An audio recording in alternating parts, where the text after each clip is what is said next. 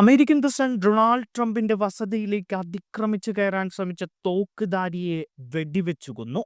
ഫ്ലോറിഡയിലെ palm ബീച്ചിലുള്ള മാറെ ലാഗോ റിസോർട്ടിലേക്ക് തോക്കുധാരി അതിക്രമിച്ചു കയറാൻ ശ്രമിക്കുകയായിരുന്നു. പിന്നാലെ ഇയാളെ സുരക്ഷാ ഉദ്യോഗസ്ഥർ വെടിവെച്ചു കൊന്നു. അക്രമിയുടെ വിവരങ്ങൾ നിലവിൽ പുറത്തുവിട്ടിട്ടില്ല. ട്രംപ് പലപ്പോഴും വാരാന്ത്യങ്ങളിൽ സമയം ചെലവഴിക്കാനായി മാറെ ലാഗോ റിസോർട്ടിലേക്ക് എത്താറുണ്ട്.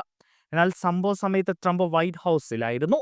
തോക്കുധാരി കെട്ടിടത്തിലേക്ക് പ്രവേശിക്കാൻ ശ്രമിച്ചതിന് പിന്നാലെ ട്രംപിന്റെ സുരക്ഷാ ഉദ്യോഗസ്ഥർ ഇയാളെ വെടിവെക്കുകയായിരുന്നു എന്നാണ് അന്താരാഷ്ട്ര വാർത്താ ഏജൻസികൾ വ്യക്തമാക്കുന്നത്.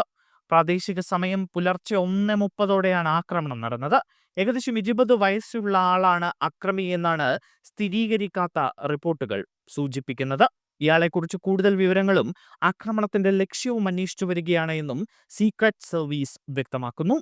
അതേസമയം ഇറാനെതിരെ അമേരിക്കൻ പ്രസിഡന്റ് ഡൊണാൾഡ് ട്രംപ് നിലപാട് കടുപ്പിച്ചിരിക്കുകയാണ് എന്ന റിപ്പോർട്ടുകൾ കൂടി പുറത്തേക്ക് വരികയാണ്. ഇറാനുമേൽ നിയന്ത്രിതാക്രമണം നടത്തുമെന്ന് അമേരിക്കൻ പ്രസിഡന്റ് ഡൊണാൾഡ് ട്രംപ് ഭീഷണിപ്പെടുത്തിയിരിക്കുകയാണ്. ഇറാനെ ആണവ കരാറിൽ എത്തിക്കുന്നതിന് സമ്മർദ്ദം ചെലുത്തുക എന്ന ലക്ഷ്യത്തോടെയാണ് ട്രംപിന്റെ ഈ ഒരു പ്രഖ്യാപനം. ഇറാന്റെ ആണവ പദ്ധതി നിർത്തലാക്കുന്നതിനായുള്ള ആണവ കരാറിൽ ഒപ്പുവെപ്പിക്കുന്നതിനായി അവരെ സമ്മർദ്ദത്തിലാക്കുന്നതിന് പരിമിതമായ സൈനികാക്രമണം നടത്തുന്നതിനെക്കുറിച്ച് ആലോചിക്കുന്നു എന്നാണ് ട്രംപ് പറയുന്നത്. അടുത്ത 10 ദിവസത്തിനകം ഇറാൻ കരാറിലെത്തുമോ അതോ സൈനിക നടപടി നേരിടുമോ എന്നത് അറിയാനാകുമെന്ന് ട്രംപ് പറഞ്ഞു. ഒന്നുകിൽ 10 ദിവസത്തിനകം കരാറുണ്ടാകും, അല്ലെങ്കിൽ ദൗർഭാഗ്യകരമായി ചില സംഭവിക്കുമെന്നും ട്രംപ് പറഞ്ഞു. പരിമിതമായ സൈനിക നീക്കമാണോ ലക്ഷ്യമിടുന്നത് എന്ന മാധ്യമപ്രവർത്തകന്റെ ചോദ്യത്തോട് അത് പരിഗണനയിലുണ്ട് എന്നാണ് ട്രംപ് മറുപടി നൽകിയത്.